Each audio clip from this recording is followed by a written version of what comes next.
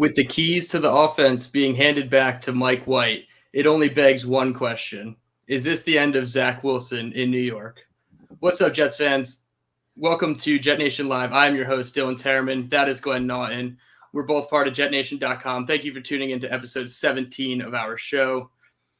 Folks, I don't even really want to talk about it, but the Jets lost a fourth straight game. Another surging opponent in the Jacksonville Jaguars, who are on a bit of a heater as of late. Similar story with the Detroit Lions the week before. Quite frankly, it's been a week because it was Thursday night football, and I had a very relaxing weekend without Jets football to worry about. Glenn, how was your holiday, knowing that another Jets loss under 500, but there's actually a chance at the playoffs, a real chance at the playoffs? How you doing? I'm doing all right, and I got to tell you, Dylan, I think with it being a Thursday night game and having had Christmas with the family, as you know, we went to Belgium for a couple days. Mm-hmm. That game feels like it was last season. Like Seriously. I feel like that game feels. If you would have asked me like, quick, who they play last, I would have been like, oh God, who? Like I would have needed a second.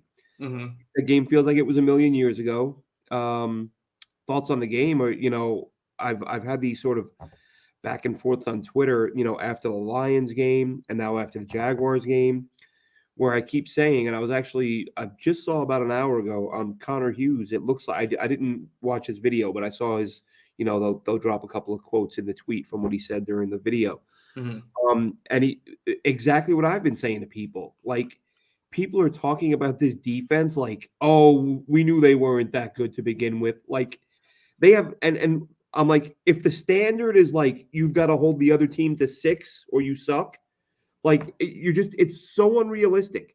This team goes out and gives up 19 points, and everyone's like, "Oh, but they gave up a long drive." Okay, you don't lose by yards, you lose by points, and they only gave up 19 of them.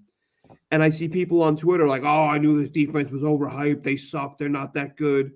Like they basically are in a situation where they've got to hold the other team to like 7 or less, or they're probably not going to win.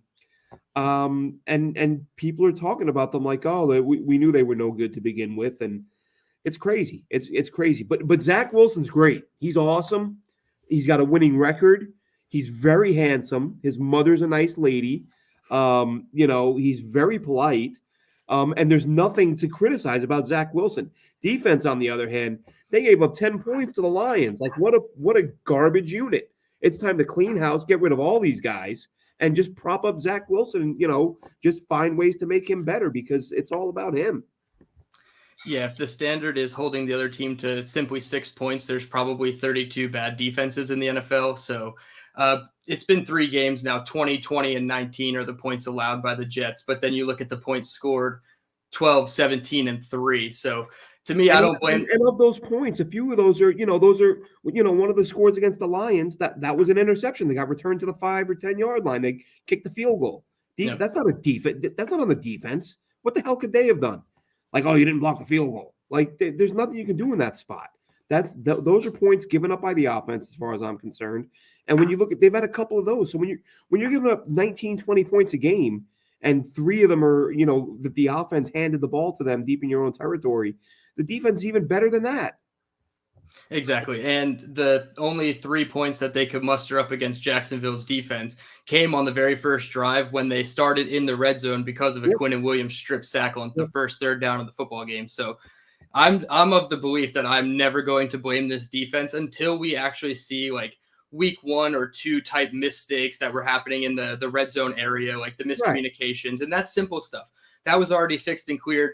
They've proven that they're a top 5 unit throughout, rushing through the air, on the ground. It doesn't matter. They're top 5, top 8 in all metrics.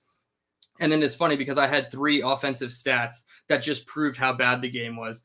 5 pre-snap penalties, 4 in the first half. I believe 2 of them were on George Fant. He has a penalty in every single game he's played in but 1.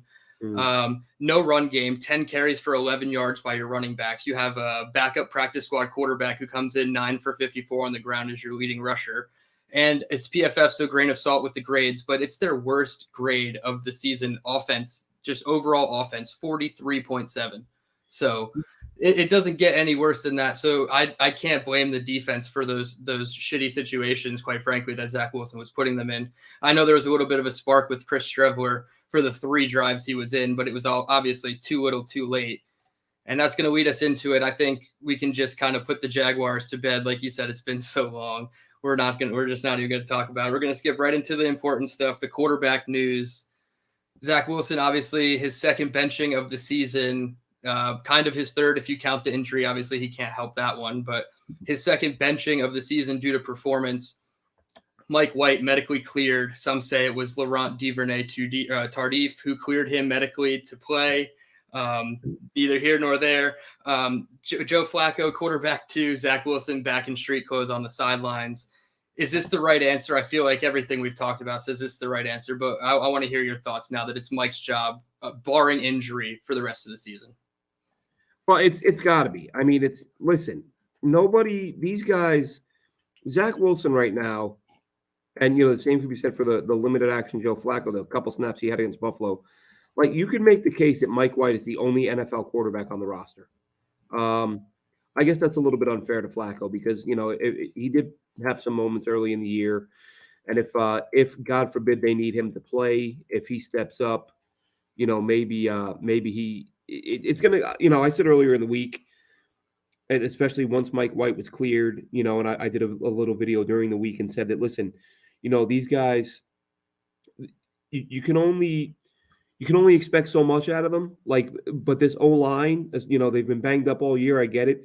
But this is the biggest game of the year for them because they either have to stop the Seahawks from targeting Mike White's ribs, which you 100% expect them to do.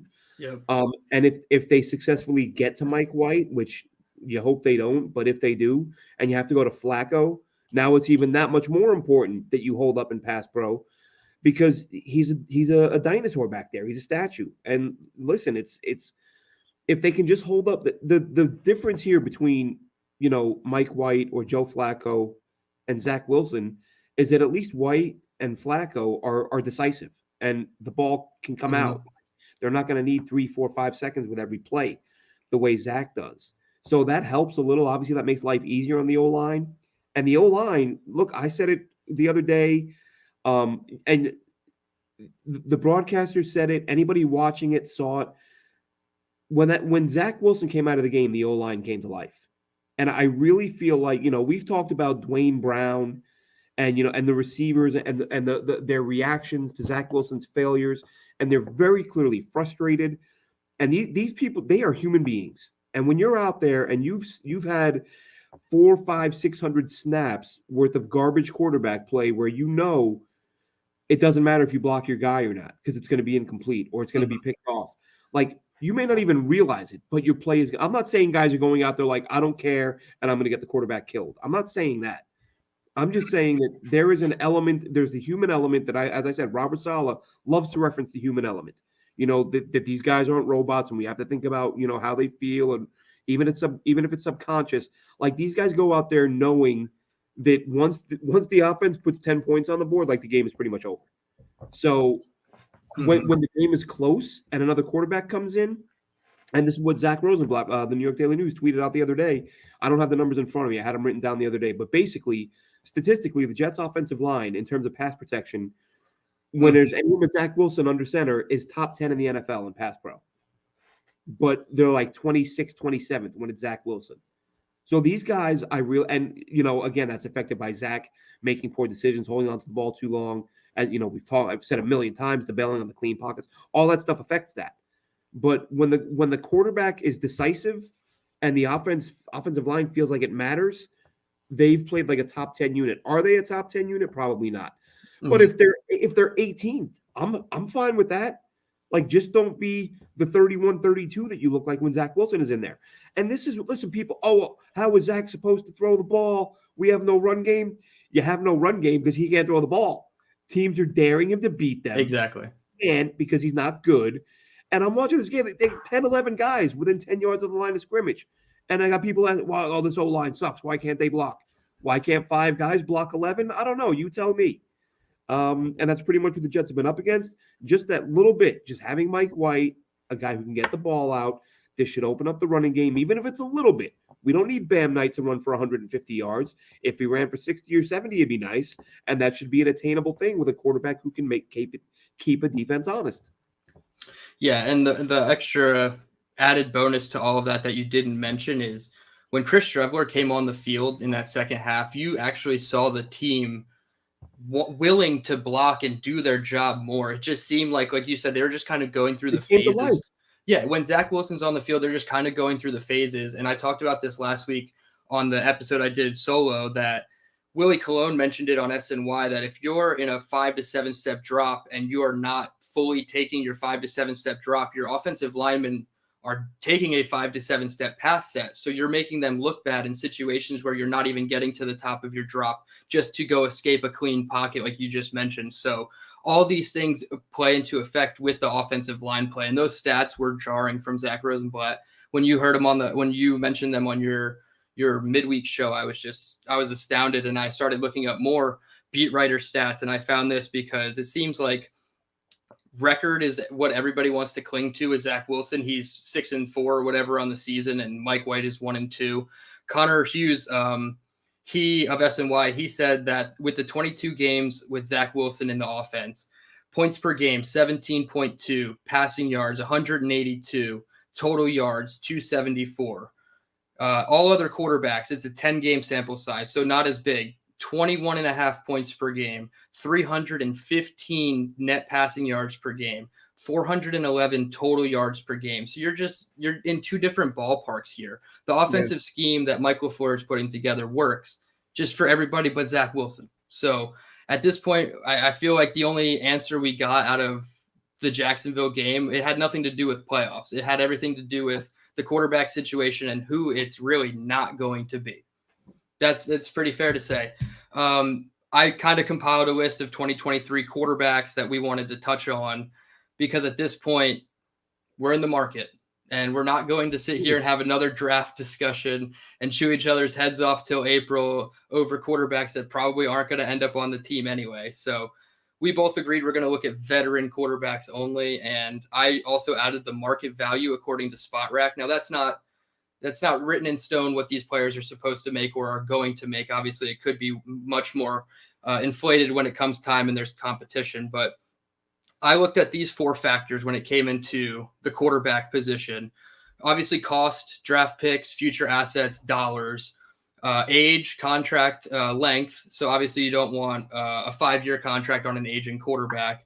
The competition, the other teams that are going to be involved, whether to jack the price up or because they're actually interested. And the one that I think is probably the most important from an internal perspective, and that's which one is not going to get Joe Douglas and Robert Saleh fired if they fail. So with that, I've made a list. We can just kind of group it out. I'll give you a couple names. We can go back and forth on them.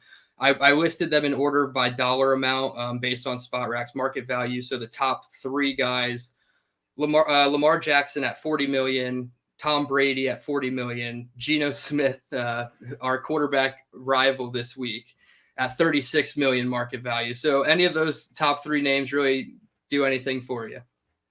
I'm not paying $36 million for a guy who had one good year. I don't care. I don't care if he threw 80 touchdown passes.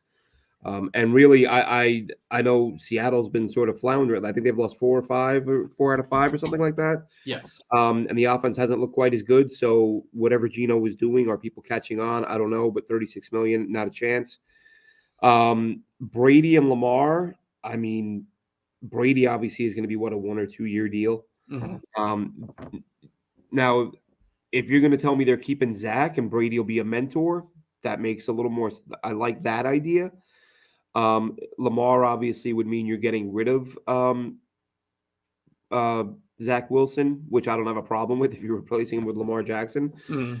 $40 million, it's so much, but it is the going rate. So I mean, look, if Zach Wilson were to, if he didn't suck right now, he would be, trending toward getting $50 million in a couple of years. Mm-hmm. Well, that's probably where quarterback salaries will be.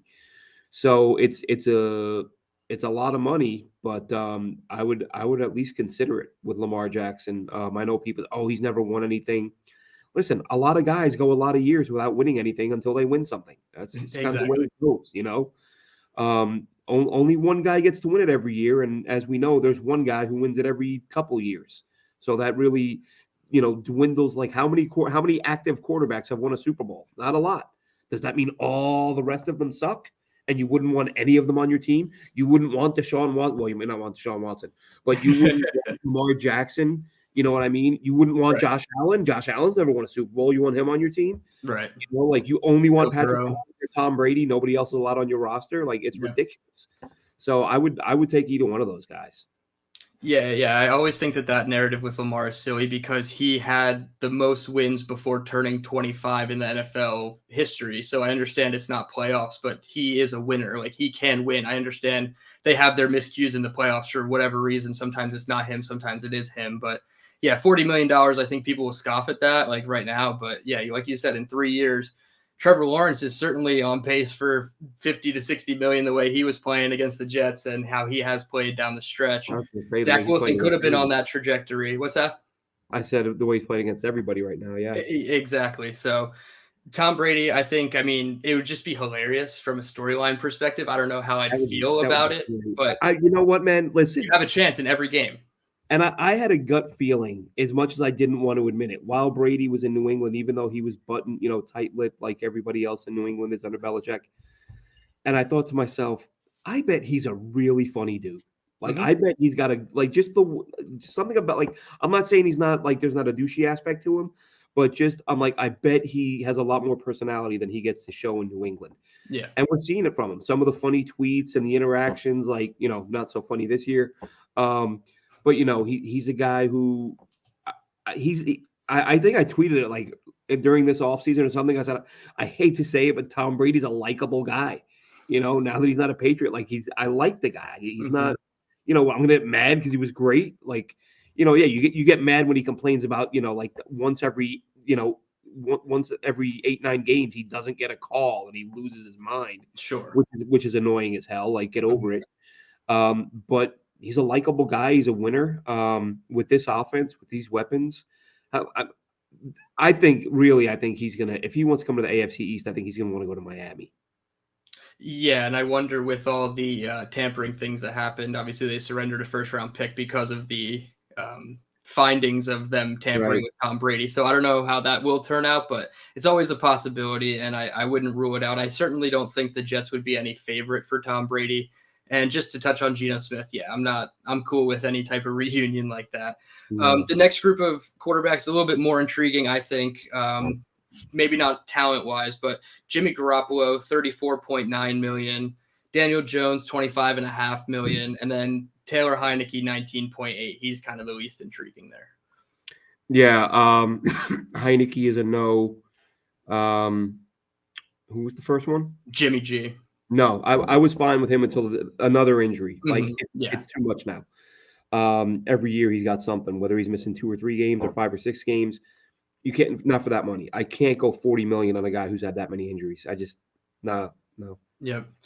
Yeah, I agree. I think if his price tag was way more team friendly, obviously it would be, more reasonable to bring him in and possibly have Mike White come in on a deal that makes him a 2 with competing opportunities, obviously. And Daniel Jones, to me, I just think if the Giants are having this much success with him, obviously there's not much around him. They're still in the playoff hunt. Just keep him. Just you keep him and you pay him. Like there's no need to like risk it on the free agent market. So now we get to the kind of bottom barrel of the barrel. Baker Mayfield, $6.1 million. Sam Darnold, I think he's 5.5. Teddy Bridgewater and Gardner Minshew had no value on them, so you can just give your thoughts on those. I mentioned Minshew like a month or so ago, like when Zach lost the job, and there was talk about who's the next guy. I would bring Minshew in and at least have him compete. What's he got? 41 career touchdowns and 12 picks. He's a flaky, weird guy, of course, but you know what? So what? I would take him. And Baker's worth considering. Baker, he won 11. Well, the Browns won 11 games a couple years ago, but he played well. Yep. Is one. We both make fun of the Zach Wilson record thing, but that's because the team won while he sucked. But Baker Mayfield's team was 11-5, and Baker Mayfield played well. So while those are not solely his wins, he was part of the reason for the wins. He wasn't, the team didn't have to overcome his play to win games. Then last season he plays hurt, and then the Browns get rid of him because they have a chance to bring in Deshaun Watson. And there was supposedly some issues with locker room maturity. That would be my biggest concern with him. Is Baker Mayfield has this rep for being sort of a me guy and a little, not even a me guy, but just an immature guy. Sure. I don't know if the Jets want that in their locker room, but I would probably, of that group you just mentioned, he would be at the top. Darnold probably at the bottom, and Heineke in the middle there. But I would go Baker and then Minshew, maybe even those two tied, because Baker's probably the higher ceiling, but Minshew's different maturity issues. Like, he's just a clown. Yeah. He's not like a bad locker room guy. He's just somebody people are going to look at kind of funny. So I would, I've seen some people for Minshew. I've seen some people against. And I just look at this team, this roster, where they are, the way he's played, and I'm like, they would be a playoff team right now if he was their quarterback. I have no doubt in my mind. Yeah, I don't want to say I'm fully there on Baker Mayfield, but with Gardner Minshew, I feel very confident that this team would be a playoff team just based on the consistency that he plays with. I obviously assume that if you were to approach a Baker Mayfield or a Gardner Minshew, you wouldn't be offering them any substantial money, and that you would be more likely bringing in Mike White as a QB2. So what do you think Mike White's value would be in that scenario? Obviously, if he's a starter, it raises his price significantly. But if he's just like a quarterback 2 kind of, maybe they'll tell him he can compete with a Baker Mayfield, but really it's Baker and he just has incentive. So what kind of deal do you think Mike White could even get? Because he's an unrestricted free agent. And I think a lot of people forget about that. That makes it really like a knot in this whole situation, is he's not even guaranteed for next year. Only Zach Wilson is. So yeah, well, here's the thing is as crazy as it sounds, like these next 2 weeks, he might make himself a lot of money. Yeah. If he gets them into the playoffs and wins a playoff game, then he becomes a $20 million guy. Like, especially if he does it with these numbers he's put up. He puts up 300, 320 plus each of the next 2 weeks and wins both of those games, and they go to the playoffs. The problem is, though, and I've said this because, a few people, and listen, I've said this before. You look at my Twitter, look, as Robert Saleh would say, check my receipts. Like, there's you won't find a Jets person on Twitter that was a bigger Mike White fan coming out in the draft. I sent a million tweets saying draft this guy. Yeah. And obviously they didn't, but now, I was thrilled when they picked him up. So I love Mike White. I do. But you cannot have, even if he plays well these next 2 weeks and wins a playoff game, he's had too many injuries and too short of a time frame to hand him the keys and say, you're our guy now. And it's unfortunate. And it sucks. And listen, I'm not even saying he's injury prone. Like, I've seen people call him injury prone. I'm like, he equivalent got hit by a truck against Buffalo, and we're called like he's brittle. Yeah. Oh, this dude can't stay healthy. Any quarterback's getting hurt. Hit him in the head with a sledgehammer, and he needed a day off. Like, this guy can't stay healthy. No, he's a human being who got drilled in the ribs at 100 miles an hour, and they broke, and so he missed some time. Like, that's not injury prone. However, it's one of several injuries, so he kind of gets that label a little bit, or just the question: can he stay healthy? Well, can you not get him bent in half like a folding chair? Is the question for the Jets. But yeah, that's the short answer is sample size plus injury history means you can't hand him the keys. Yeah, no, absolutely not. And one last time, screw you, Matt Milano. Watching that Jaguars game, all I could think about is how much. Yeah, exactly. And it was a form hit. It was a clean hit. No, he's never going to see a fine for that. So I commend him for doing it properly. But God damn it, just put everything into a twist. But it's tough. I don't think anybody, and we have a comment here from Billy that says no one's going to give Mike White $20 million a season. I don't know, because you never know. Not right now, they're not. Of course, like I said, if he wins in the next 3 weeks, and wins the playoff game, exactly. I'm not saying it's a lock. I'm saying he gets into that neighborhood. Sure, exactly. Go ahead. Sorry. I was gonna say, if he even gets us there, performs well enough in the playoff game to not be the reason you lose the playoff game. Yep. It's not even a matter of the Jets having to pay him $20 million. There's suitors all of a sudden that are in the market that could just raise the price, and all of a sudden it's $20 million, maybe with incentives. But look at the market right now. Look exactly, at the quarterbacks it's just making $20 million. skyrocketing. They're not that good.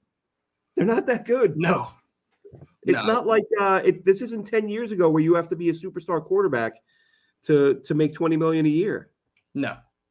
And I'm gonna pull up quarterback salaries real quick, thanks to our friends at overthecap.com yeah, here. perfect. I was going to say I had just four more names that I wanted to list because they're not Yep. free agents and they have to be traded for at this current moment. Obviously, things could change once the offseason hits, but the first one, obviously, is Aaron Rodgers, who is probably the most intriguing. Comes with a lot of money so far, unless the Packers do a lot of the handling on their end. Derek Carr, who was just benched for the Raiders, he's not going to see the field for the rest of the season. It's all signs pointing like a divorce for them. Jared Goff, who I think is unlikely to leave Detroit, but you never know. They have two top first-round picks. They could end up, sneaking a quarterback in if they think they like one.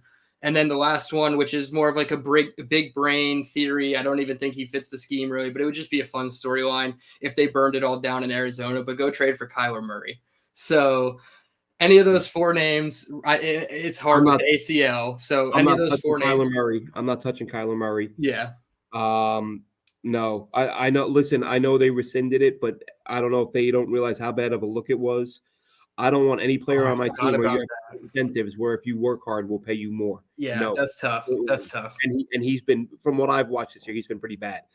But listen, Derek Carr, I think, is the obvious one. He's in a very unique situation in that things for his team fell apart in a hurry, but he's got a full no trade clause. So if they want to trade him, he can just void any trade he doesn't want. And again, I here's what bothers me. Here's what I shouldn't say. Here's what worries me. And I won't go on too much of a tangent here, but the Tua situation means Miami needs a quarterback too. Yeah. And so the Jets are going to be competing with Miami for a quarterback. And I'll say this because I don't think I touched on this after the Tyreek Hill thing because I didn't want it to seem like I was bitching about that situation.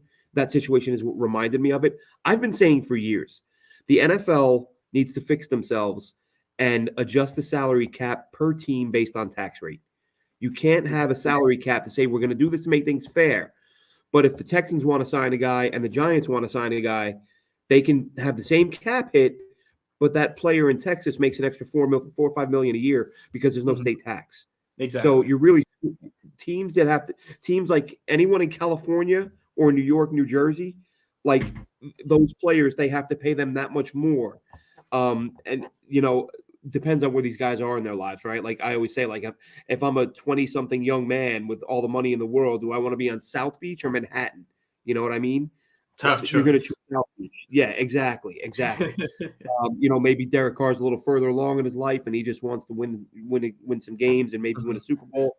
Who knows? But Derek Carr to me needs to be at the top of the list. That concerns about toughness, not toughness, but the whole the cold weather thing. It's I've talked to some people about that. It's a big thing. It's a big, but it's again small. It's 6 games. Sure, maybe not with him. I just mean in general. It's a big thing for a quarterback. Right.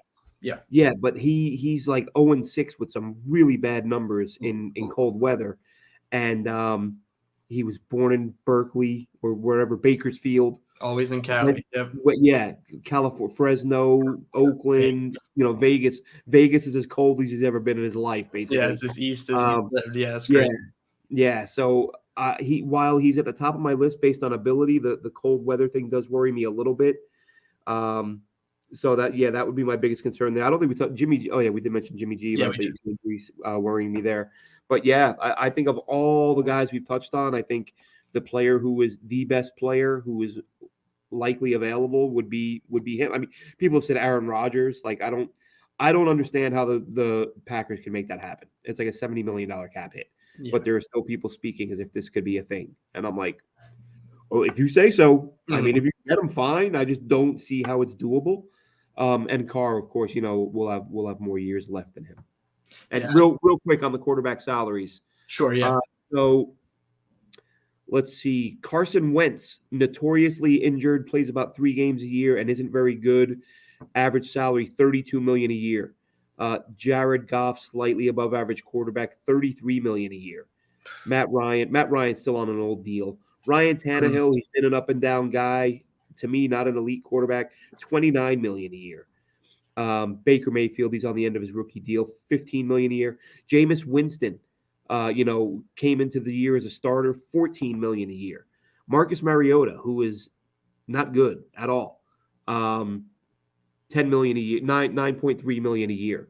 So 20 million, you don't have to be elite anymore to get 20 million. Not at all. If you go, Mike White goes out and throws for 300 and a bit the next couple weeks and wins or almost wins a playoff game, okay, maybe it's not 20. He's getting 15, you know. Again, unless he makes it through but gets another small injury, maybe he plays through an injury and teams go, you know what, that's too much. So it's we'll see. Look, maybe I'm wrong, but I think I remember, you're probably too young, Dylan, to remember the Scott Mitchell thing with the Lions. Scott Mitchell famously played. He was Dan Marino's backup, and he came in from Marino and played like 3 or 4 games, and he played all right. And the Lions gave him like a huge contract based on 4 games, and he was not good. Like it ended poorly. He was like, I think he was sort of the first guy that I ever saw, maybe in the free agent era. He might have been the first, because free agency was still in its infancy. He might have been the first guy that like we saw a team just throw a ton of money at based on a couple of games, and it blew up in their faces. But what Mike White at this moment, he's probably looking at 6-7 million a year, but a couple wins and a playoff win, and I think that he can nearly double that. Yeah, I think it's crazy. Regardless of how you feel about Mike White, that if he does even get you to a playoff game, even into a playoff game, and it isn't the reason you lose, like that money is certainly going to escalate quickly. And Carson Wentz making that much money just baffled me. I almost didn't even listen to the rest of the numbers, because I was like, how does Carson Wentz as a backup to Taylor Heineke, whose value is, we just saw, less than 20 million, how is he making in the 30s? Like it's crazy. Million. So so it's not out of the realm of possibility for anybody. Obviously, I think if you could do it financially for either one, you go for Aaron Rodgers or Lamar Jackson. I don't care if you risk future draft assets, because those are the quarterbacks that, with this roster, you have a window of opportunity that's actually significant. Obviously, you can look at the Jimmy G's and the Derek Carrs and that tier of quarterbacks and say, yeah, they could probably get you to the playoffs, but it's probably a higher price tag than you like, and there's no real guarantees of success. So it's really tough. I'd say obviously Rodgers, Lamar are my top 2, and then I would say Jimmy G, just because he's like a master of this offense. He knows everybody in the building already. It's just an easy fit. And then 4th, I would probably say Derek Carr, although I really don't like it. The cold weather thing I didn't even think about when I was, listing my reasons on Twitter. I personally have watched Raiders games where he's dove for the pylon at the 1 and fumbled it, and it became a touchback for the defense. And maybe it's just the games that I watch, there's something bad just happens to happen to him. But like, yeah, that's that bad things follow him, and I just feel that way. He has 217 career touchdowns, 99 interceptions, so that's a good ratio. Dude's got 80 fumbles on his career in 9 years. He led the league the last 2 seasons, 2021 and 2020, in fumbles, 11 and 13. He's down to 4 this year, but like it's a career low in almost every other category statistically for him. Obviously, I'm not, it's an upgrade, and everybody yells at me on Twitter, oh, he's an upgrade. How can you not see that over Zach? You know what? A lot of people are an upgrade over Zach, but does that mean that's what I was going to say? To say he's an upgrade is a huge, to me, is an understatement, because exactly. Like anyone is an upgrade. Exactly. I would say, rather than say he's an upgrade, I would say he instantly becomes the second best quarterback this franchise has ever had. Certainly, yeah. Ever. And really, somebody last night was going over, like, you look at the Raiders, like, you forget what a dumpster fire they are. Like, they've had like 5 consecutive first-round picks are all off the roster. Their entire, or I don't know how many picks they had, if they only had 5, or it was their top 5, but like their top 5 picks from 2020, all off the roster. Yep. They're losing guys for homicides. They're losing guys for going on social media with guns, threatening to kill people. Like, that's the Raiders, and he's like the guy keeping them afloat all this time. Yeah. And somebody tweeted out yesterday that, like, since he's come in the league, the Raiders have given up more points than anyone in the league. Like, he's never had a good defense. Yep. So I'm looking at all this stuff, and I'm looking at his numbers, and I'm thinking maybe, because I was critical years ago. I remember, this is probably, 6-7 years ago, when I was like, oh, I can't believe John Idzik passed on Derek Carr because he had Geno Smith on the roster. And people were like, oh, you're an idiot. Carr sucks anyway. And I'm like, I think he might be good. Like, he's only been in the league a few years, but let's wait and see. Right. He's been pretty good. And I think he might be a guy who's underappreciated because he's been on some really bad teams. And I don't. He's such an to say he's an upgrade. Like name a starting quarterback who isn't an upgrade over Zach Wilson. Right, There isn't. exactly. But one thing about Jimmy G though, that I thought of Dylan, it actually made me. I don't know if worry is the right word, but you look at what Brock Purdy is doing. He's playing better than Jimmy G. Mm-hmm. I'm like, maybe it really is just that system because they just have not just Mr. Irrelevant, but rookie Mr. Irrelevant coming in and playing better than the guy that we're supposed to get $40 million to. Like that seems crazy to me. I don't know. The injuries, the salary, and the fact that the rookie is outperforming him, that I'm out on Jimmy G. I mean, if they get him, fine, but I don't want to be part of that anymore. Yeah, it makes it tough. And I think the fourth factor that I brought up, which is which one's not going to get everybody fired if they fail. I feel like Jimmy is just like an easy one to slide in. And maybe that's it. I'm thinking about it too lightly. And he's one of the perfect candidates that will get everybody fired because they know who he is.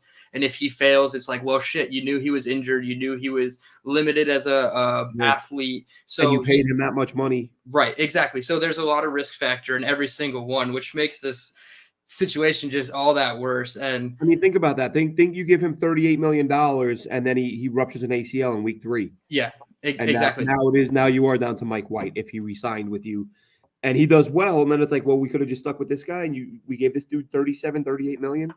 Well, that's exactly what people are going to scream. And I'm not going to relate the situation because one was a rookie being drafted and the other was paid a lot of money. But the Seahawks signed Matt Flynn to a huge contract the year they drafted Russell Wilson in the third round.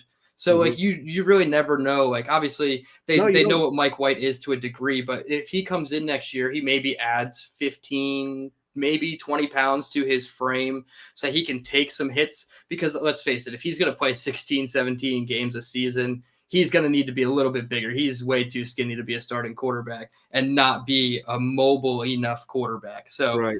I think he needs to bulk up a little bit, but it's just the situation is so tough because we're in this 3, possibly 2 week purgatory of quarterbacking where we have 0 starting quarterbacks, even though we were led to believe by Salah that we had 3 starting quarterbacks. Maybe we have 1.5 with Mike White and Joe Flacco, who can barely complete a drop back. So I think with that, we can curb the quarterback discussion, cross our fingers that the most cost-effective option is the one that works out, and that's Mike White on a team-friendly deal and Zach Wilson with all the fire under his ass to come back in 2023 if it's not completely ruined already. I like the fact that Salah is saying he will not quit on a team or a player that's on the team. Obviously, it's coach speak, but until Zach's not in a Jets uniform, he's not going to say anything bad, and he probably won't say anything bad when he leaves the Jets. So people digging at him, trying to get him to say bad things about Zach Wilson, I think it's just it's kind of silly at this point. I've stopped watching most of the press conferences because it's all about just how can you put down Zach, and if it's not that, how can you put Mike White on a pedestal to lower Zach? And I don't even like the kid, and I can't stand it anymore. So I'm just I just want the clarity, and of course we're not going to get it, but let's hope that Mike White's the guy. It's funny. I find that I'm a little bit of not a little bit. I've noticed over the years, but now I'm doing it again with Zach, where I'm kind of a contrarian. Like I was a big Zach guy. And most people liked him. Mm-hmm. But as he was playing poorly, and people were starting to get on him, I defended him early on. But then it becomes a point where it's indefensible. And now I've been on him for a couple months now. Like I said, I said, a month and a half ago, I said, hey, I'm a little worried that he can't throw a touchdown pass. And people jumped all over me for it. Yep. But now that everyone's against him, now I'm trying to go the other way. And I'm like, hang on, are we being too harsh? So now I'm trying to, there are no positives to be gleaned. I'm not lying to myself. Sure. But now I'm trying to think like, okay, why should they not give up on him? And basically it comes down to he's a second rounder. He does still have a ton of talent. And you're not going to get much for him in trade. What are you going to get from him? A 5? It's dwindling. A day 3 pick, even a 4. What's more valuable, a 4th rounder, or working to try to get him to play to his full potential? So there are reasons to keep him around, but there's also a lot of reasons not to. I think it's important to consider both. Like some people, right? Sports has become like politics. It really has. I'm taking a side and I'm sticking with it. I don't care what the facts say. This is my side, no matter what. You Like, have to. Yeah, yeah. politics, I try to look at both sides, and I'm like, well, this makes sense and this doesn't. Like, you have to be honest. And honestly, he sucks, but honestly, he's got a lot of talent. So, like, it's not the worst idea in the world to stick with him and work with him. Some people say he does become a distraction, which he could. It would be like Tebow. If he was the number 3 quarterback, they'd be asking, every question would be about how's Zach doing? What's Zach up to? Blah, blah, blah. Oh, for sure. It would be that, unless the Jets just shut it down and say, look, we're not answering anything about Zach. I get that it's your job, but if you ask a question about him, I'm leaving. Because when we're ready to say something about Zach, we will. Otherwise, the first time I hear the name Zach, I'm leaving the podium and the presser's over. Like that, maybe you shut it down that way. Yeah, and I think hopefully that's part of the reason why Saleh did come out once Mike White was medically cleared and just said, hey, you know what? It's his offense for the rest of the time. Please, for the next 3 weeks until our season is over officially, whenever that happens, don't ask me another Zach question. I hope that was kind of what he was doing there. This question, I missed that. Did he say that? No, I'm hoping that's kind of what it is. Like, Mike White's the guy for the rest of the season. That's what it Please should be. Stop. Yeah. And this question keeps coming up in our comments here. I believe it's Billy. He's talking about quarterback coaches and how the Jets don't really seem to have a true quarterback coach. Obviously, we've mentioned it on the pod. Napper was supposed to be that guy. Calabrese hasn't really lived up to everything, but another positional coach was in the news for the Jets this past week, and another week long of news. And it's so silly, but it's another positional coach that's going to have to be replaced next season, or even, moving forward at a minimum. And that's Miles Austin, our wide receivers coach. Suspended. Appeal is still in the works, but suspended for a minimum of 1 year for gambling. I believe it was just some kind of sportsbook app, but it was a table game. There was a very gray area there, but nonetheless, he's suspended, not going to be with the team. And that made me wonder, is there any other positional coaches that need to be, looked at as a potential move or a hire elsewhere? And I think quarterback coach could be in that discussion, depending on who you bring in, or if you really plan on saving Zach Wilson. So any thoughts on Miles Austin and any other positional coach that should or could be on the hot seat? Well, the Miles Austin thing, it's 2 incredibly stupid things. One, that rule exists, and 2, that he broke it. Like, they're both dumb, you know? Listen, we've all had jobs in our lives, the time I spent in the military, there are dumb rules that I followed because they're the rules. Right. And that goes in any job where there are expectations and consequences. So I think it's an idiot rule, but it's a rule nonetheless. Listen, I like to drive fast. You know how often I'm driving on a road and I'm doing the speed limit and I'm thinking, especially, who's not driving on a highway at 3 a.m. thinking I should be able to go 120 miles an hour right now. Like, there is not another car on this road. That's true. It's zero danger to anyone, but I don't, because it's a dumb rule, but I follow it. So yeah, follow dumb rules because they'll get you suspended for a year. Yeah. In the meantime, change the dumb rule. Yeah, I certainly agree with that. I mean, obviously what happened with Calvin Ridley and him betting on his current team while he was injured, I understand that's definitely crossing a line in the betting realm, but even if you bet him to win, my only issue is if you bet him to lose. That's when you okay, I could see it. Yeah, because then it's something we don't about somebody being injured, right, or some tanking going on or something. There's an ethical issue. But if you're like, hey, these are my boys and I believe in them and I saw them at practice this week, they look great, I'm going to put money. Go ahead. That's a very fair point. I feel like, yes, the rule does need to be changed, especially with more states becoming legal to this sports gambling, and it's becoming just a huge market and everybody's getting involved. I'm sure there's probably players and coaches that have, their wife's best friend has an account. Yeah, exactly. They got the proxies or whatever they call them that are making the bets for them. So it's a stupid rule, of course. Stupid that you did it. We're going to have to replace a wide receivers coach. I was kind of leaning toward John Benton, the offensive line coach, and wondering if they were going to think about replacing him. I'm not sure if they do. He's a 49ers carryover from the coaching staff, so I don't know if they'll necessarily get rid of him, but the way this offensive line has played recently is just so bad. The interior line is bad. They just refuse to run it up the middle of the interior. Lakin's been bad. McGovern's regressing. Herbig is okay, but like ever since his injury, I feel like it's been kind of rough. And I don't know. I think you look at how much he's had to deal with. And I think the biggest strike against him, if I'm not mistaken, he was the guy during Yeah. one Jets drive who was like, yeah, Laken Tomlinson can block Aaron Donald. Like I think that was him. Oh, I thought Like you were gonna go with the drunk driving thing in the off season. He got in trouble with like a DUI or something, so just no, the questionable. Laken But saying yes, he Laken did do the Tomlinson, Lakin thing. Yeah, he yes, was the guy. saying Laken Tomlinson can block Aaron Donald is way worse than a DUI. Yeah, he can't block anybody right now. Yeah, but no, but seriously, listen, that was who knows why guys have this happen when they go from Pro Bowl, All Pro, whatever, to like just a fumbling, stumbling mess. And that's kind of where the Jets are right now with Laken Tomlinson. But I think all things considered, the O line has done a great job, holding up to all the injuries. So I wouldn't look at replacing him, but and again, as we said earlier, they're not running the ball because the QB stinks and teams are stacking the box and there's nowhere to go. I think these next two games are going to be telling. Like if they can't run it the next couple of weeks, and again, I'm not saying run for 150, No. but if they can just get the ball going on the ground a little bit with a better quarterback under center, they should. I don't think he needs to be replaced. I think they should look at a veteran QB coach. Whatever you got to do to get whether it's Zach or the next quarterback, like let's get these guys set up, with even more than you've already done to help them.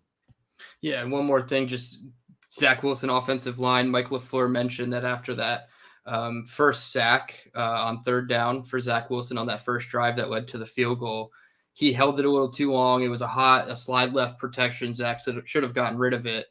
Mike LaFleur came out and admit that he was scared to call 5-man protections for the rest of the game.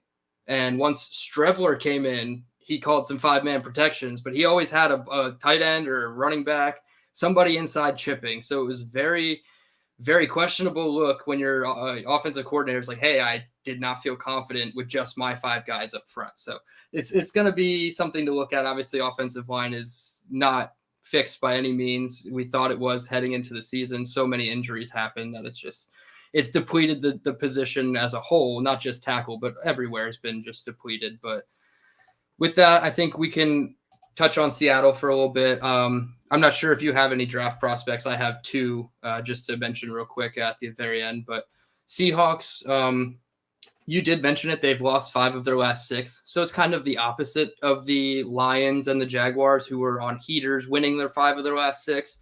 Seattle's on a bit of a slide. And going to Seattle and playing, in the cold weather months is not always fun either. I don't know if rain's forecasted right now, but if it is, it could get really mucky in Seattle. And it's not really, it's a hostile environment. Honestly, their fans are pretty rambunctious. They're not, they're not going to dictate the game by any means, but the 12s they're always out.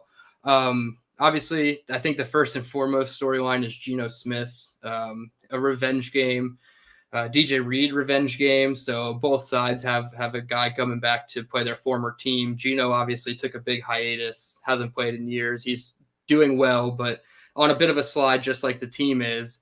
Any thoughts on Geno playing him again? I know it's been a long time since we've had him in New York, but are you worried at all about what Geno could do against this defense?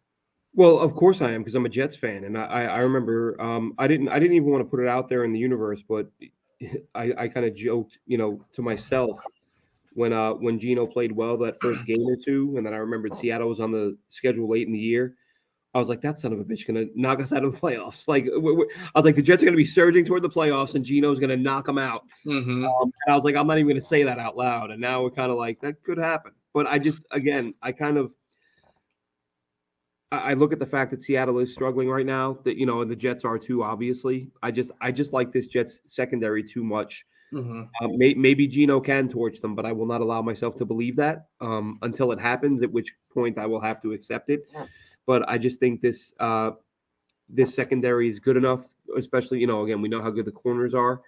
I think they have a really good chance to shut him down. And but their run game is a threat. Mm-hmm. I think it's going to come down to how well Mike White and that O-line play. I'm not saying it's going to be a 42-41 shootout, but the Jets better be able to put some points on the board and take some damn shots at the end zone and stop this red zone sputtering has to stop.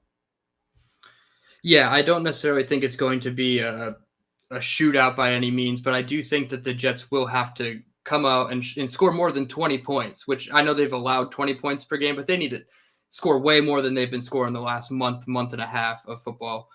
Geno Smith has a 3-to-1 touchdown to interception ratio, 27 touchdowns to 9 interceptions. So he's just playing exceptional. 70.7% completion percentage, which I don't know if that's leading the league, but it's got to be top 3, top 5. Not many quarterbacks are going over 70 nowadays. Kenneth Walker, you mentioned their run game. He's kind of the secondary storyline, him versus Garrett Wilson. I mentioned it last week that Garrett Wilson had a very nice opportunity in prime time to separate himself in the offensive rookie of the year. At least the betting odds. He's the favorite currently, but I thought prime time against the Jaguars, hey, let's go Garrett Wilson for 100 and a tut, and he's going to be like, a big favorite. Obviously, that wasn't the case. He ended up having that fumble late in the game. But I look at Garrett Wilson and Kenneth Walker. Obviously, they don't play each other against each other, but they're going to be on the field. And then you also have Sauce Gardner and Tariq Woolen, 2 rookie cornerbacks. So it's really just like a rookie showcase in this game. Probably 2 of the best drafts people have been talking about since the draft ended. It's always been the Jets, the Ravens, the Seahawks. Well, the Seahawks weren't there draft weekend, but as soon as the season started, Seattle, all their rookies just started showing up. So Tariq Woolen leads the team in interceptions with 6. And I think that's why people keep leaning on him over Sauce as the defensive rookie of the year. But to me, it's no contest. There's more to it, but exactly. Fans and voters love numbers. They love stats. They love the INTs and they love sacks. You know, you got to be tops in one of those. Woolen was a guy, UTSA. I think I shot out a couple of tweets watching him that I thought he was an impressive guy, especially considering the fact that he was a converted wide receiver. He hadn't played a lot of corner. UTSA moved him the corner. I forget which. It might have been Western Kentucky. Might have been Western Kentucky and Bailey Zappi. Someone like toasted him early in the game for a big catch. And then he just settled down after that. And he was so smooth, like for his size, his frame. Yep. And I'm watching him run down the field with these receivers, just gliding. You know, he's the long limbs. He's had a couple of passes broken up. And I thought, man, this guy's a good player. And I was surprised he went as late as he did, especially when he went to the Senior Bowl and like he was the fastest guy there. I'm thinking this guy is that height. He's that smooth, running with other receivers, and he's running like sub 4.4, sub 4.3, whatever it was. I thought he was going to be a much earlier pick. He's been great. And listen, the bottom line is they've both been fantastic. Regardless who deserves Rookie of the Year, they've both been phenomenal rookie corners. But yeah, Seattle's had a great class. Jets have had a great class. Kenneth Walker has been to me, him and Breece Hall are the best backs in the class. At least I thought coming out. Like if you're going to take a back, take one of those 2. So kudos to the Jets and the Seahawks front office on this class.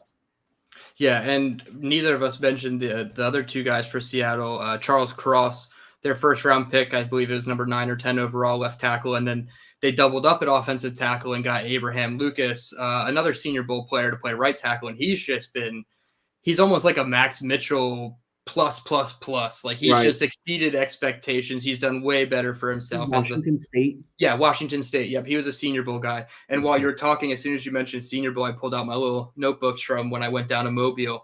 And the first thing I did day one, being so close to the players, was I just wrote down body types of anybody that stood out to me. The ass and leg guys like Travis Jones and those guys, and then the skinny, slender, smooth movers. And Tariq Woolen was one of the first guys I wrote down. It's just tall, skinny, and just slick with his movements. His back pedal was very nice in Mobile. There was a couple other corners too. I believe Joshua Williams from Fayetteville State. He was another corner that I like. Same frame, same build. But coming out of Mobile, I thought Tariq Woolen was probably going to be a top 50 pick. Just hype, speed at the combine, everything involved. So Where did he go, like round 4 or something like that? I think he was right before. Too late. I think even Kobe Bryant, they drafted another cornerback before Tariq Woolen. So they didn't even, it's just crazy how that all that shakes out.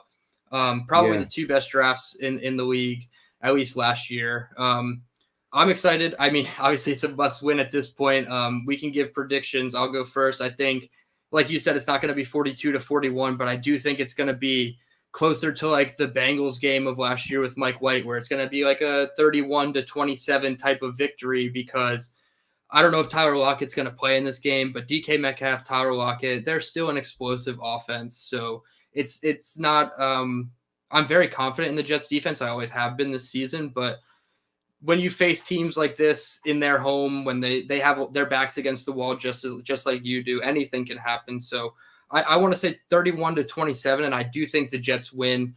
Makes Week 18 that much more intriguing with Tua and the concussion and the possibilities there. But sticking with this week, what's your score for Jets Seahawks? I can't pick them to lose to Geno, even if it's on the road. Mm-hmm. I don't see a ton of points. Let's say 24-20 Jets, but Yeah. a loss wouldn't shock me, put it that way. I think no matter Nope. what, it's going to be a close game. But I'm counting on the old Geno to show up and have one or two big turnovers, sort of in big spots. Mm-hmm. Yeah, I could see it going either way, but I cannot allow myself to believe they're not going to beat Geno Smith on the road anywhere. I don't on Mars. I don't care. So yeah, I'm picking the Jets, but I'm worried. Yeah, certainly worried. I think maybe 31-27 is a little high on my part, but I think there is part of me that says if Mike White continues to play the way he did and they clean up the red zone exactly stuff, they could score 37. They could you got there 6 times against the Vikings. If you score 3 of those, even if you don't kick the extra point, that's 18 points. Like that's just a huge it's a different ball game at this point. So yeah, if you even get in the red zone 4 times and you just go 3 for 4, like you're already there. You probably score 20 plus points. So I don't think it's out of the realm of possibility by any means. I don't want to pick them to lose to Geno. I certainly can see it, especially, you tell the Jets they have the one game to make it or break it, and we know what happens. Ryan Fitzpatrick 3 interceptions against the Buffalo Bills. And that the Tua thing in Miami is so it's crazy. If people are celebrating it, but like I want Tua playing against New England. You need New England to lose a game. That, and I mean, I don't think anybody should be celebrating the fact that somebody's got their 3rd concussion of a season. That's very alarming. Is it? I thought it was his 2nd. Well, he had the one on Sunday. He played Thursday, had the really bad one, the scary one. That's right.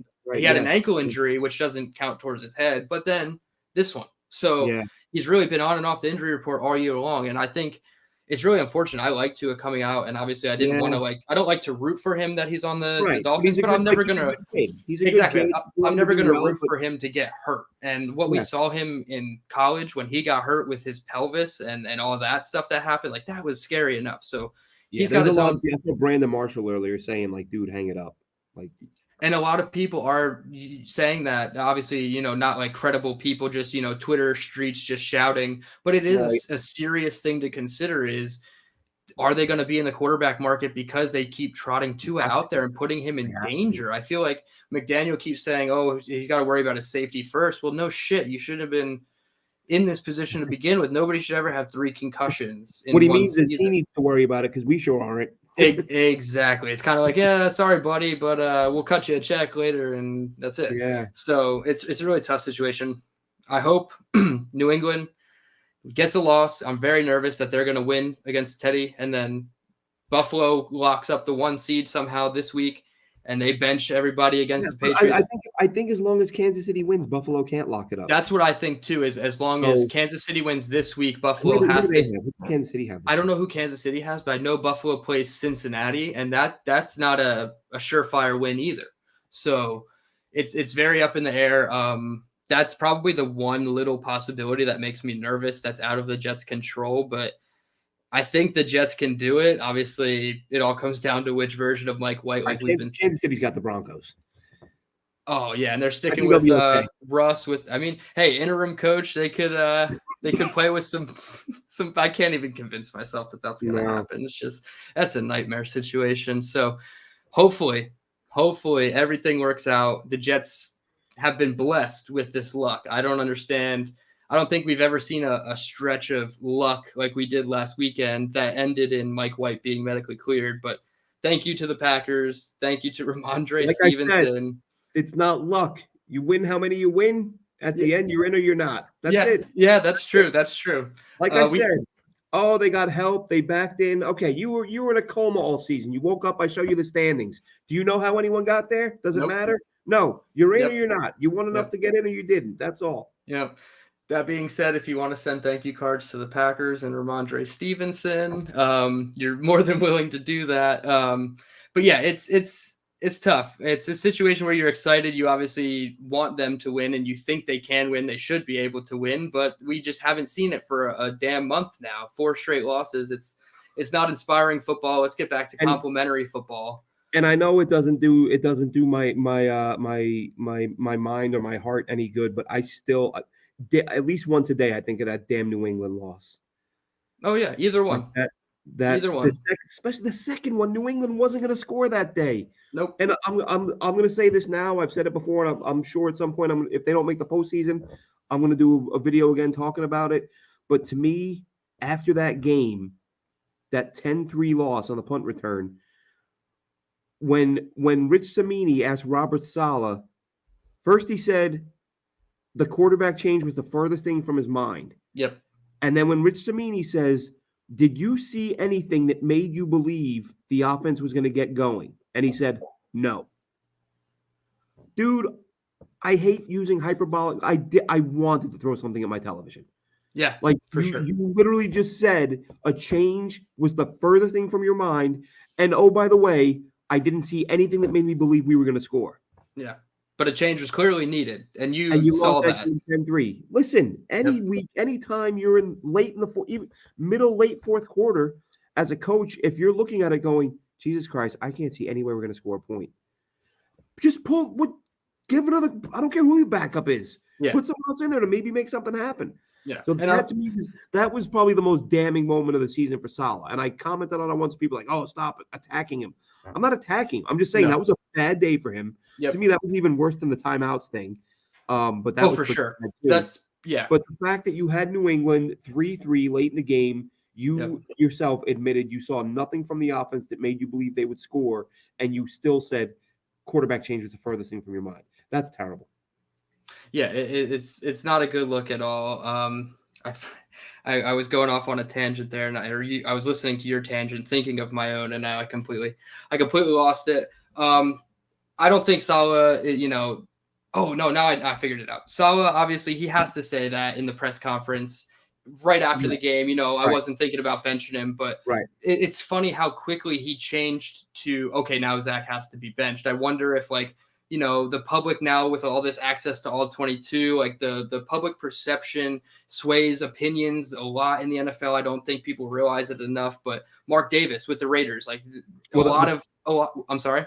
No, go ahead. Sorry. I was going to say a lot of things that he does have been publicly motivated based off outrage by the fans, this and that. So I'm not going to defend Robert Saleh and say that this is what happened, but is there a possibility that Woody might have stepped in and been like, hey, we got to rock with Zach no matter what. And until we all found out that Zach clearly wasn't it was time to, all right, we can't really defend him anymore. I don't know. It's so tough because who is the one that that's wants one of those Zach? Things, people talk about that ownership meddling and all that. And listen, I'm not here to say it doesn't happen.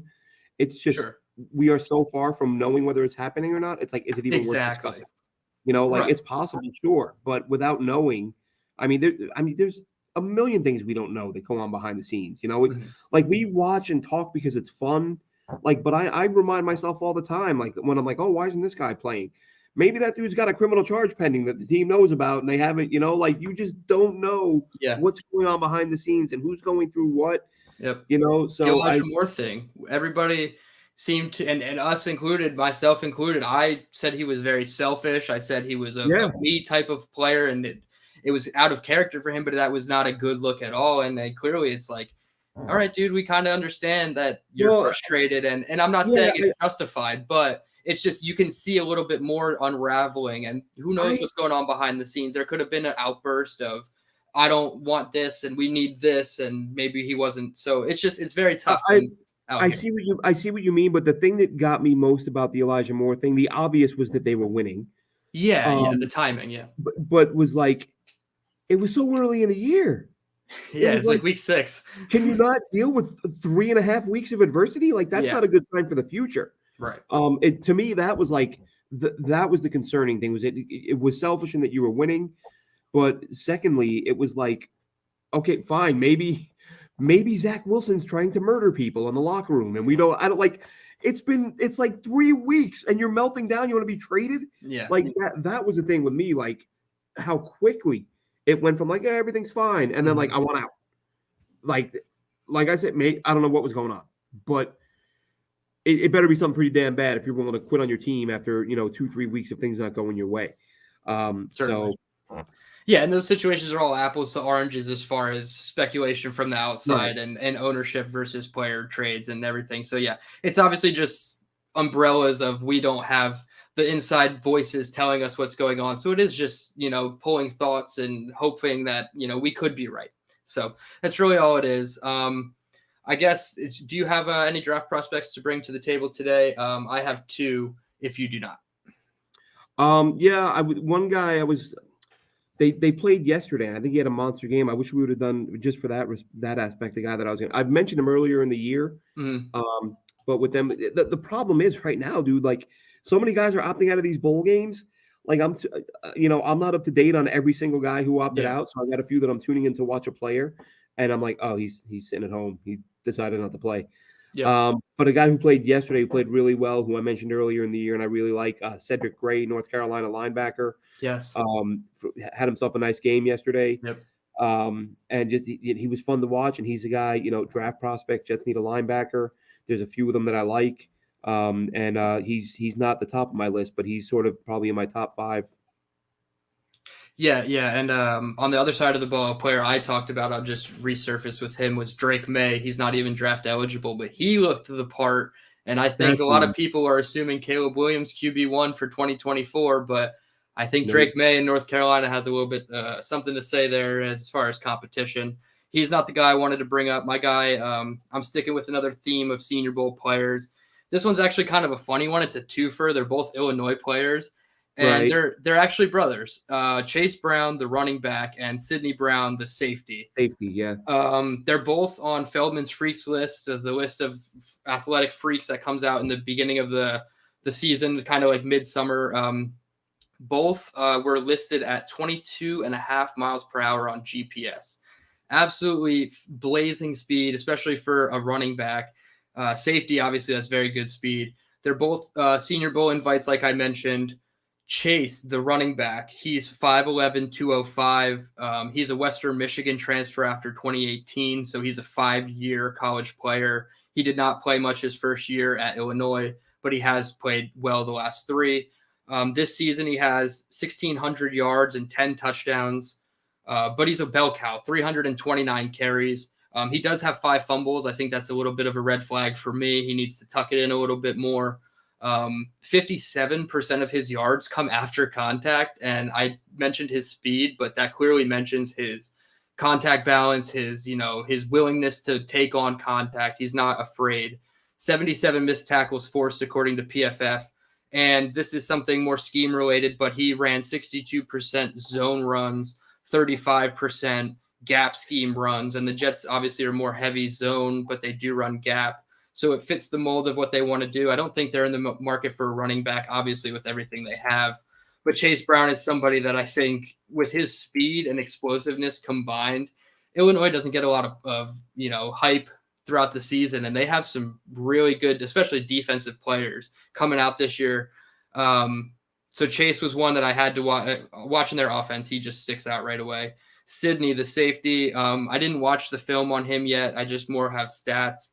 71 total tackles, 56 of those are solo. He does have a 16.5% missed tackle rate. 14 missed tackles on the season. That's very high. That's if you extrapolated Will Parks' stats over the season, it's pretty much on par with what Will Parks does as a backup safety for the Jets. So that kind of gives you the idea of what he could be. He allowed a 58.7% catch percentage in coverage, 342 yards on 27 catches. So it's minimal for a safety, not terrible. 1 touchdown allowed, 6 interceptions and 6 pass breakups. So he does have the ball skills to be a corner or a safety at the next level, I believe. He's obviously a free safety. I haven't watched all the film on him. I've watched maybe some highlights. after watching Chase, but I'm excited because they do have Devon Witherspoon as well, another safety or DB going to the Senior Bowl. So Sydney and Chase Brown, brothers, Illinois, kind of a twofer, but I like those two guys coming out. Yeah, real quick on those two. One really interesting thing. This blew me away. I mean, Brown, obviously, he's been a big name all year because he's been killing it. But I listened to an episode of the Draft Dudes podcast, and they did a show a few weeks ago talking about under the radar sort of Heisman candidates.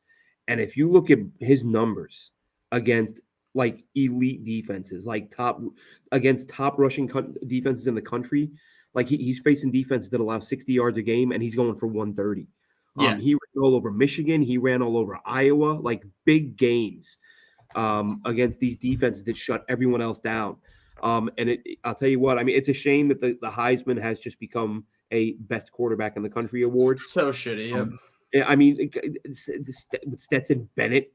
I mean, are you kidding me? Get out of here, dude. Not even draftable. There's 8 guys on his team who are better than him. Exactly. You know what I mean? There might Give be it to Jalen Carter. Better than him. Yeah, exactly. He made a one-handed sack. Nobody does that. Like, yeah, it's ridiculous. Yeah, they need to. It's silly, but they need to create another award. Have a best quarterback award and then best player in the country award because make the Heisman a non-quarterback award. Make your own QB version of the Heisman, and exactly. I think you're well on your way. I wanted to hear about Dorian Robinson at UCLA at quarterback. Yep. Big player. I've heard people compare him to Cam Newton. I've watched a lot of him because of all the Zach Charbonnet I watched last year and a little bit this year. Yep. Really good, really productive player. And I'm not sure that someone here saying that Billy's saying that Garrett Wilson is what happened to Moore. I think if they spread it around a little more, Elijah Moore would have some catches. Certainly. Obviously he wasn't the top guy, but I think I don't know. I think it was just whatever the reason, it was kind of selfish that so quickly. Yeah, definitely. And DTR is definitely a good quarterback prospect. I'm not exactly sure how the league views him, but he's certainly somebody that with a particular skill set like a Cam Newton that you would have to build around. But yeah, he certainly can do things.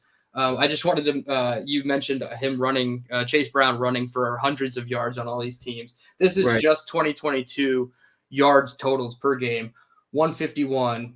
199, 146, 108, 129, 146, 180, 149. Like it just doesn't stop. There's 5 more games of 100 yards. And look at the opponents. 136. Well, that's Michigan State, but 140 against Michigan. Exactly. 146 against Iowa. Yeah, exactly. 180 against Minnesota. I feel like Minnesota's not a terrible defense. There's their Big Ten football is built for stopping the run. It feels like, and they just couldn't stop Chase Brown. So. Nope. Definitely intriguing. We obviously went a little over time. What else is new? It's nice to get back into it.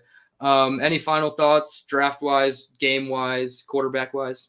No, just I told you earlier, I'm going through all the player clips I've pulled. I've got, I don't know how many thousands pulled from last year and this for draft prospects. I know we talked about starting to do a draft show. We'll talk about that, I guess, once we wrap up here. Mm-hmm. And look for more draft content coming because drafts come. I mean, now that the Jets are back in the playoff hunt, for now anyway. 2 weeks ago it felt like it was time to start talking draft, but now they're right back in it. So we'll see. But in the coming weeks, a lot more draft talk coming. Yeah, I certainly fell for it after the Thursday night game. Everybody was in that lull before the weekend of games when we obviously got favorable matchups that helped us. And Friday I woke up and I was like, damn, I don't want to start watching these college prospects. And I sat down and I did it and I was like, wow, now I know why I do this because I love watching these college prospects. So it's like a tough situation of I want to watch us make the playoffs. I want to watch these prospects. I'm trying to do it all. It's fun, but I want some more clarity. And we're gonna, you mentioned it, we'll tease a draft show that's probably going to come out this offseason through JetNation. Obviously, you and I are going to host it again, probably a shorter pod, make it a little bit, easier, more interactive with everybody. So, because everybody has takes on the draft. And I think it's very important to feed off the interactions because you can, you do a mock 8 times and you kind of end up with 3 of the same players almost every time. And it's just nice to have a new voice or a new opinion. Like, hey, what about this player at the same position that you really haven't looked at? The drafting isn't as much fun when you don't have multiple first-round picks, I've noticed. Oh, no, absolutely not. Like, I know we pick somewhere in like the very middle, like 15, 16. So it's like you kind of I know think where they're going to go. But I forget where they are right now. Yeah, yeah, but now if since you it's make the out of the playoffs, you're in the 20s. You know. exactly, and it's marginal what will happen between now and if they make the playoffs. It's like a 4 pick difference, so it's really not the end of the world. But you kind of feel like it's going to be offensive line, defensive line, just knowing the general manager and the coach and how they like to be. But Who would you take? But before we wrap up, if you're say the Jets are picking 23, someone you think might be there, who are you taking there? that's tough because after they took Jermaine Johnson at 26 last year, I like the Texas Tech edge, Tyree Wilson. Obviously, a lot has to go into him being a late first round pick, but he could have that same trajectory of a nice senior bowl, dominate the one on ones. He could be a nice edge because I think they're going to move on from Lawson at this point. So I think edge is going to be on the list, high up on the list. But if they go offensive line, that's a tough one. I haven't really studied offensive line, so I'll probably go chalk with Osiris Torrance because I know enough about him that he can play guard, and you can kind of make it work with it when AVT comes back. But it's really tough offensively when you look at the trenches. Do you have a specific player in mind? Yeah, and you just stole him, Osiris Torrance. Oh, That's the guy, and I think McShay mocked him to the Jets. oh, did he really? A couple weeks ago, he did a mock. Nice. I'm not jumping on that bandwagon. Excuse me, that bandwagon. I think I tweeted out a few weeks ago one or two of his plays. He is just a brick wall, man. Guys Yeah. just stop. They just stop. Yeah, Look, Return of the Jedi. Rusty Spooner here saying he's watching games religiously. Dude, I've not watched more college football over the past year. I've like I said, Yeah. I think I must have 5,000 clips pulled from players. Every not just draftable players this year, but guys who I see that I like. Who are if you're a freshman, you Yeah. make a bunch of good plays in the game, you're going to jump out. I'm going to start pulling clips. But yeah, He also added one. Sorry to cut you off. Rusty yeah, Spooner added Siaki Ika from yeah. Baylor, the Baylor, defensive that dude, tackle, another he's Senior like Bowl guy, he's just a like a space eater up front. Like if you want to replace your full around Sufadu Kasi, and quite frankly, we don't really have a run stuffer up front that would do it. I know right. it's probably not like the scheme calls for it necessarily, but that's a guy that He, he'll he, take he on. He'll take two guys on no problem and let a he'll be guy like like Quinn Williams Snacks eat. Harrison. He'll be like a Snacks Harrison, like that. That Yeah, dude. exactly. He's one of those guys because he's so big and plotting. Like he doesn't get a lot. He's not getting a lot of sack numbers, but he will collapse the pocket and get the quarterback on the move because he's just such a big dude in the middle. And again, the Jets will need help there. That I said a few weeks ago. I think they're gonna pick a D lineman, possibly interior. A lot earlier than people realize or want. Look, they might get somebody in free agency, but Sure. you got to pair Quinn Williams with somebody, and you don't want to see Quinn get hurt at all, but you hate to see that drop off. There's just not a lot of there's like decent depth, but there's no one behind him that's gonna strike the fear of God into anyone. And as much as the Jets like to rotate, they're not like most teams. It's not like your backup is only going to play 20-30%. Like these guys play a lot. Yeah, and Sheldon Rankins is playing like upper 70% with Quinn Williams out. And I understand Sheldon Rankins is a nice piece, but I don't even think he's going to be on the roster next year to pair with Quinn Williams. His contract is up. And yeah, you're gonna have to do something. I know Jets are kind of over the defensive line in the first round conversation, but it's a real conversation because that's where the game is won. We've seen it. We can get back to it and hopefully win football games based on our offensive line and defensive line. Get pushed in the run game, get sacks and pressures on the quarterback. And play Bryce Huff for God's sakes. He played like 6 Oh, it's so snaps last sad. week. What the hell is going on there? I don't That's get one it. of those things. I know we've gone over and we said we were about to wrap up, but that's one of those things Yeah. where it's like people say, "Oh, what are you? You're not a coach." Look, I say all the time, I'm not a coach. I don't know the X's and O's like a coach, but I know that guy gets to the quarterback, and I Yeah. know that there was nobody else getting to the quarterback, and I'm like, oh, I'm assuming like I knew I wasn't seeing him a lot, but when I saw his number, they like 6 or 7 snaps, and there's Carl Lawson out there not doing anything. Oh yeah. That's one of those things, man. It's like, what the hell are you doing? Like, I don't have, there's this big thing nowadays, again, because politics is like sports. Like the second you say something about something that you don't have a degree in, people are like, oh, are you or whatever? How do you know? Yeah.